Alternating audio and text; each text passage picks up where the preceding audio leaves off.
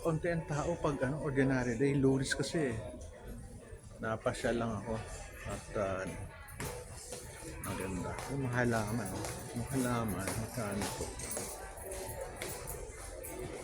49, ito po kayo dito. 49, parang baso ka, nalagyan ng baso ka.